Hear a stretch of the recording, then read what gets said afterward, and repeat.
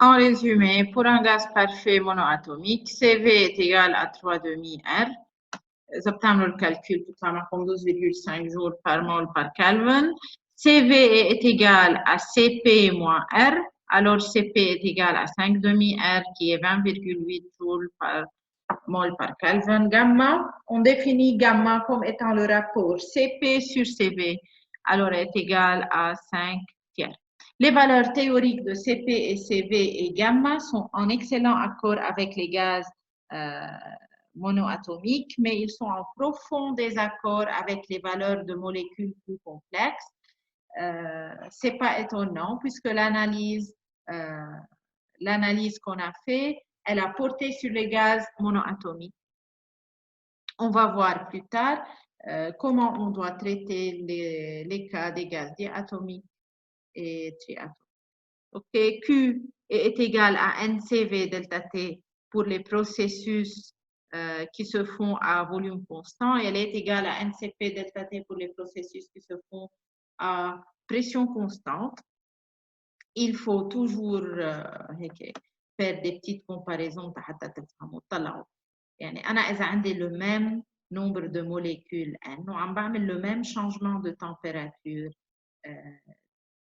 بدي أعمل نفس الشانجمون دو تمبيراتور دلتا تي وين بدي انرجي أكثر بما إنه السي في هي 3,5 ار والسي بي هي 5,5 ار لكن أنا الكيو d'une transformation à pression constante بدها تكون أكبر من الكيو تبع transformation à volume constant. يعني أنا إذا بدي غير التمبيراتور d'un gaz d'une valeur delta T عندي نفس الكونتيتي ونفس الدلتا تي.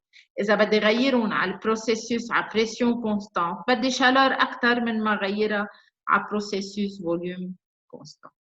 اوكي هون عاطينا سي في والسي بي والسي بي موان سي في وجاما pour des différents gaz. هيدا التابلو موجود بالكتاب عندكم فيكم ترجعوا له تشوفوه. طلعوا هون pour les gaz monoatomiques. هول سي في عندكم الهيليوم الارجون الكار. هون les gaz diatomiques يعني كل molécule formée de deux atomes CO O2 H2 وعندكم البولي اتوميك هون 3 اتوميك يعني CO2 SO2 H2 هون صار عندكم اكثر من 3 اوكي هون 5 CH4 عاطينكم السي في والسي بي تبع كل وحده منهم. في حال عندكم ان اكزرسيس بدكم تحلوه عندكم ان غاز معين فيكم تجيبوا لا فالور اكزاكت de CV et de CP ou تعملوا calcul للQ اللي انتم عايزينه. L'énergie interne des gaz plus complexes doit inclure la contribution des mouvements de rotation et de vibration des molécules. Dans le cas des solides et des liquides chauffés à pression constante, très peu de travail est effectué puisque la dilatation thermique est faible. Prenons l'exemple du réservoir d'hélium. Un cylindre contient 3 moles d'hélium gazeux à 300 Kelvin. Quelle quantité de chaleur doit-on fournir au gaz pour que sa température passe à 500 Kelvin si on le chauffe à volume constant? On chauffe à volume constant, alors on doit utiliser CV. Alors Q qui est égal à 3,5 nRT, elle est égale à NCV دلتا تي. بما انه هيدا هيليوم لكنها غاز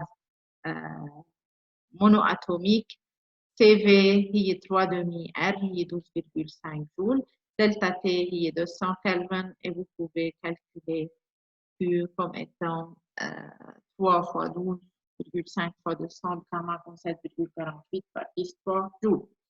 Quelle quantité de chaleur doit-on procurer au gaz pour que sa température passe à 500 Kelvin à pression constante? هلا عم برجع بعمل نفس الترانسفورماسيون بس à pression constante. هون تعمل calcul ل Q بدي استعمل NCP دلتا T.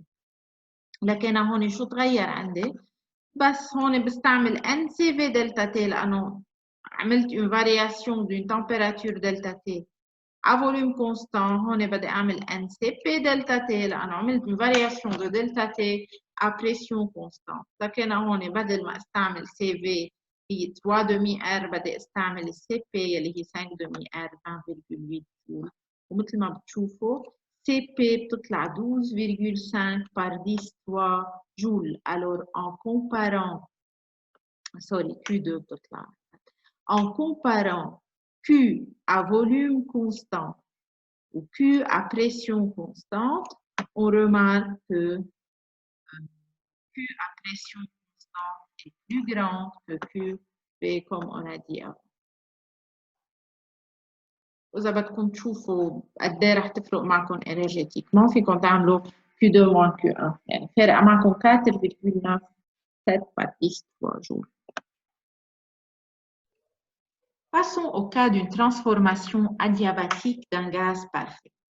Supposons une transformation quasi-statique et quasi-adiabatique, c'est-à-dire une transformation qui est à la fois assez lente pour permettre au système de rester près de l'équilibre et assez rapide pour ne pas permettre aucun échange de chaleur. Aucun échange de chaleur, d'ailleurs adiabatique, يعني Q est égal à 0.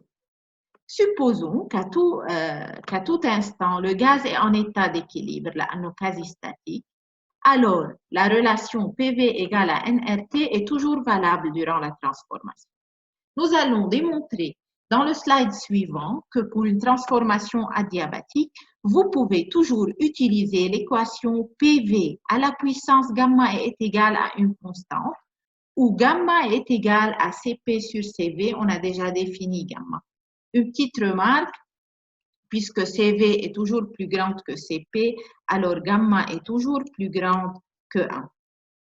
Ici, vous pouvez combiner ces deux équations selon les exercices pour trouver une relation pour les transformations adiabatiques entre les deux autres variables d'état. Par exemple, vous pouvez trouver une relation entre T et V. Si vous remplacez P par NRT sur V, يعني هون بتحطوا محل ال P, NRT sur V, et vous trouvez la relation que T V à la puissance gamma moins 1 est égal à une constante. Maintenant, vous pouvez trouver une relation entre P et T. Si vous remplacez V par sa valeur dans cette équation, c'est aux relations entre P et V. Les relations, vous pouvez directement les appliquer dans les exercices. Maintenant, passons pour démontrer cette équation PV égale à une constante. Appliquons le premier principe de la thermodynamique qui dit que delta U est égal à Q plus W. Puisque c'est une transformation adiabatique, alors Q sera égal à 0 et delta U sera égal au travail. Delta U est égal à N CV delta T. On a déjà démontré ça. Et le travail est égal à moins P delta. À partir de l'équation d'état des gaz parfaits, PV égale à nRT, si on dérive, on obtient P delta V plus delta PV est égal à NR delta T. En combinant ces deux équations, on peut dire que B delta V plus V delta T est égal, j'ai remplacé ici delta T par sa valeur, moins PV sur N. OK? هون عندكم NR, N و N راحوا بقى عندكم R sur CV. Okay? En introduisant R égale à CP moins CV et en divisant par PV, on obtient à la fin que delta P sur P plus gamma delta V sur V est égal à 0. Alors, nous pouvons écrire cette équation des variations infinitésimales de pression et de volume, puis intégrer pour obtenir, يعني هون محل الدلتا فيه حط أنا dP ou dV, بحسب transformation qui est infinitésimale, et ensuite j'intègre, شو بيطلع لي intégrale de dP sur P هي ln de P plus gamma ln de V est égal à ln d'une constante qui est 0. Alors, PV إذا بشيل LN هون بيطلع عندي PV à la puissance gamma est égal à une constante. Alors, PV à la puissance gamma est égale à une constante peut être directement utilisée dans les cas de transformation adiabatique. Ici, on présente dans le diagramme de Clapeyron, qui donne P en fonction de V, une dilatation adiabatique. Comme on peut le voir, pour une même augmentation de volume, la pression baisse plus que pour une dilatation isotherme. Alors, la température baisse au cours d'une dilatation isotherme, d'une dilatation adiabatique. La température finale est plus faible que la température initiale. شفتوا هون الجراف تبع TF وتحت الإيزوتherme تبع TI. Tandis que la température augmente lors d'une compression adiabatique. Vous pouvez retrouver ce résultat en travaillant avec les deux équations qu'on a élaborées avant. Maintenant, pour les pentes de l'isotherme et de l'adiabatique, on peut faire une petite démonstration. Pour trouver la pente de l'isotherme ou bien de l'adiabatique, il suffit de trouver dP sur dV. Alors, prenons le premier cas, qui est le cas d'une transformation isotherme. Alors, une transformation isotherme, on peut utiliser que PV égale à une constante. Là, PV égale à nRT. Puisqu'on a une transformation isotherme T constante, ou bien R constante, la PV est égale à une constante. Tanlé est le pente de cette transformation isotherme, on peut calculer dP sur dV. Pour calculer dP sur dV, خلينا نعمل الديفرنشيال تبع هيدي بيطلع عندي P dV plus V dP est égal à 0 لأنه هون عندكم une constante.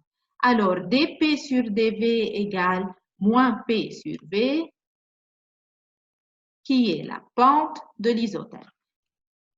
Passons à la transformation adiabatique. On sait que PV gamma est égal à une constante. Ici, je peux faire Ln. Ln PV gamma égale à Ln d'une constante. Alors, Lnp plus gamma Lnv égale à Ln de cette constante. Si je fais la dérivée, dP sur P plus gamma dV sur V égale à 0. Alors, la pente de l'adiabatique est égale moins gamma P sur P. Tandis que la pente de l'isotherme est moins P sur V. Puisque gamma est plus grande que 1, on peut dire que la pente de l'adiabatique est plus grande que la pente de l'isotherme. Si vous divisez pente de l'adiabatique par pente de l'isotherme, ça rend gamma, هيدي بسميها la relation de Meyer. Alors, gamma est أكبر من 1, et la pente de l'adiabatique est toujours plus grande que la pente de l'isotherme, comme vous voyez ici dans le graphe. Passons à l'exemple 18.3 de votre livre.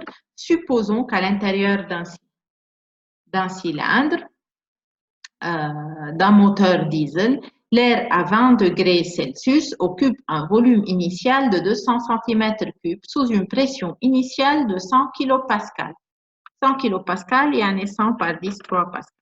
Par compression, son volume est réduit à 15 cm3 en supposant que l'air se comporte comme un gaz parfait et que gamma égale 1,4 et la compression soit adiabatique, déterminer la pression et la température finale.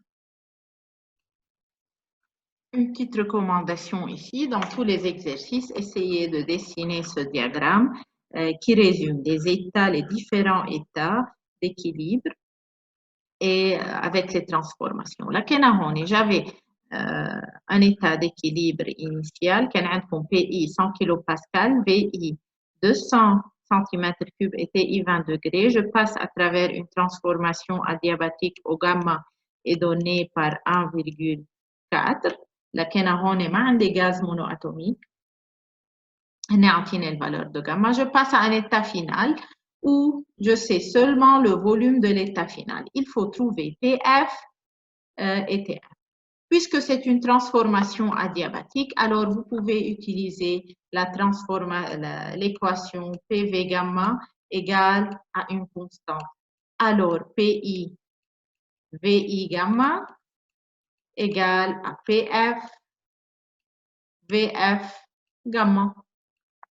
Là, pour trouver PF, il suffit de diviser par VF gamma. بيطلع عندكم PF égale PI VI sur VF à la puissance gamma مع ال P ومع les volumes initial ou le final et je peux calculer PF. Ok, maintenant pour déterminer la pression, ou bien vous pouvez utiliser l'équation TI VI gamma moins 1 égale TF VF gamma moins 1 وبتلاقوا TF بما انه عندكم TI وعندكم les volumes او فيكم تقولوا بما انه جبتوا انتم هون ال PF فيكم تقولوا je peux appliquer la relation des gaz parfaits dans cet état. Alors PI VI sur TI égale PF VF sur TF et vous pouvez déterminer TF. هون برجع je vous recommande toujours de mettre les unités dans l'équation حتى تنتبهوا وين عندكم كيلو باسكال وين عندكم سنتيمتر كيوب بشو بتقدروا تعملوا simplification. Je vous rappelle que la température est toujours exprimée en Kelvin بيطلع عندكم 826 Kelvin يعني 553 degrés Celsius.